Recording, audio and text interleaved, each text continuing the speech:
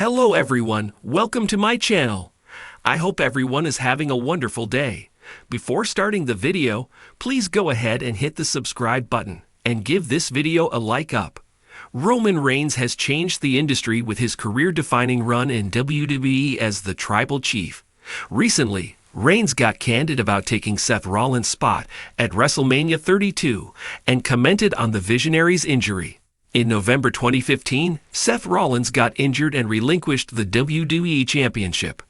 This allowed management to insert Roman Reigns into the main event scene in the coming months.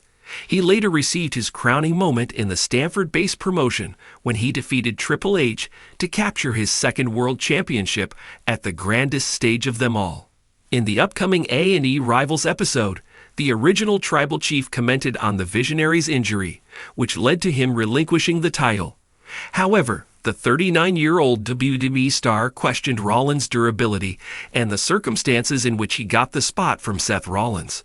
Cody Rhodes became the ultimate babyface of the new era in the Stamford-based promotion when he dethroned Roman Reigns at WrestleMania 40. However, the two megastars are tied in one-on-one contests, as the original Tribal Chief defeated the American Nightmare at WrestleMania 39 in California. Speaking on the Not Some Wrestling podcast, WWE analyst Sam Roberts thinks there's one more match left between the two and would love to see a third match between Rhodes and Reigns in the near future. In the coming weeks, Reigns and Rhodes are slated to headline respective nights of WrestleMania 41 in Las Vegas. It'll be interesting to see if a third encounter ever takes place between the two. Akanj is a WWE news writer in Sportskeeda. After getting hooked on professional wrestling in 2008, watching WWE and TNA, he found himself admiring the work ethic and passion of the wrestlers for their craft, the business, and the industry as a whole. With a postgraduate degree in writing and currently pursuing a master's degree in communication, Akanj's knack for writing and love of pro wrestling eventually led him to SK 7 years ago, before he found a permanent place in the division in 2021, initially writing SEO content and transitioning to news in April 2022. He is committed to producing detailed, factual, and unbiased reports free of opinion, which will resonate with both long-term and newer fans. When not writing about pro wrestling, Akanj is engaged in the dynamic worlds of pop culture, anime, and Fortnite. The night was supposed to be routine. Another episode of Raw is war leading up to SummerSlam. But when Roman Reigns' music hit, and the Tribal Chief stepped into the ring wearing not a blood-red lei or armored vest, but a sharp black suit, no title in hand, no Paul Heyman in sight, the energy shifted. This wasn't a Roman Reigns promo. This was Roman Reigns, the man, talking directly to the WWE Universe. Let's talk about it. He took the mic, no theatrics, no pyro, and no entrance line. Just 5 words. Let's talk about it. For real. No script. No catchphrases. Just a calm intensity that immediately told fans something different was about to go down. You know what I'm tired of. I'm tired of pretending. I'm tired of playing this game like none of us know what's really going on. I'm tired of acting like I didn't take somebody else's spot and make it better. The crowd murmured, sensing the shoot vibes thick in the air. You want to know whose spot I took? Whose legacy I stepped into? It wasn't just about John Cena. It wasn't even about The Rock. No, I took The Undertaker's spot. The arena erupted. Roman let the reaction wash over him, his expression solemn, grounded. Let's be real. The Undertaker was the locker room leader for 2 decades, the guy you didn't cross, the measuring stick. And when his time came to wind down, someone had to step up. It wasn't something you audition for. You don't raise your hand. You get chosen. He paused, letting that word echo. Not by Vince. Not by Triple H. You get chosen by the boys in the back. You get chosen by the pressure. You get chosen by history. And when the bell tolled for the last time, it was my turn. Fans were split, some cheering, some stunned into silence. This wasn't Roman the Tribal Chief. This was Roman the successor. The weight of the throne. People say I was forced down your throats. Maybe. Probably. But here's what they don't tell you. I didn't want to take anyone's spot. I just wanted to earn my own. But when the spotlight found me, when I beat The Undertaker at WrestleMania, you think I celebrated? Nah, I sat backstage, stared at the floor for 30 minutes, and thought, what now?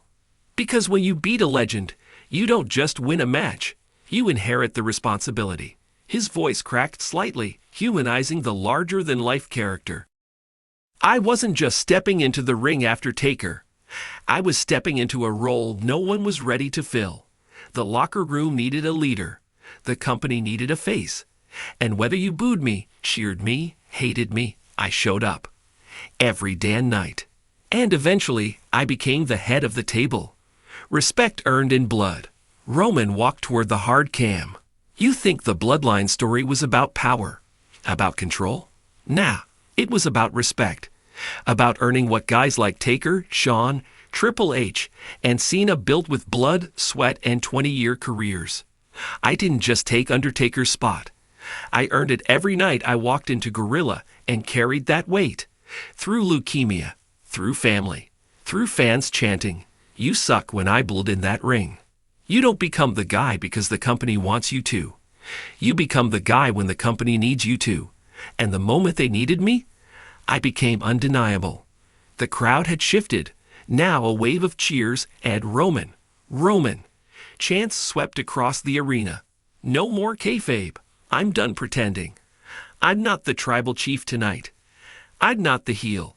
I'm not the savior. I'm a man who came into this industry with a legacy and a chip on my shoulder the size of Simone Mountain. You want to know what it's like to be Roman Reigns? Try waking up every day knowing you'll never be enough for the fans who didn't choose you, and still showing up like you believe in yourself anyway. He smiled, not smug, grateful. You may not have picked me at first, but now you know who runs this. Cena passed the torch. Taker gave me the yard. And Rock?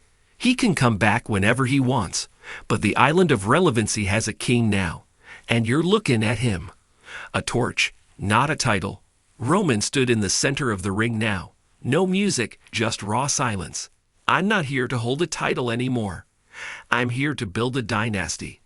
I'm here to make sure that when the next guy walks in and tries to take my spot, he has to be better than me, just like I had to be better than the men I replaced. That's what legacy is. It's not championship. It's not a catchphrase. It's not a pose on the ramp. It's knowing when to step up and when to step aside. He stared down the lens of the camera, almost daring someone to follow him. One day, someone will take my spot. And I pray he's strong enough, real enough, respected enough to carry this weight. Until then, I'm still here. Believe that. Exit with honor. He dropped the mic, not with a thud, but gently, respectfully, like lowering a family heirloom. His music didn't play. He just walked out. And the fans stood up, not to boo, not to chant, but to honor. Because for the first time in years, Roman Reigns didn't speak like a character. He spoke like a leader. And maybe, just maybe, he proved he truly was worthy of the spot. Let me know if you want this expanded into a video segment script, social media promo campaign, or even a follow-up response from someone like John Cena or Seth Rollins.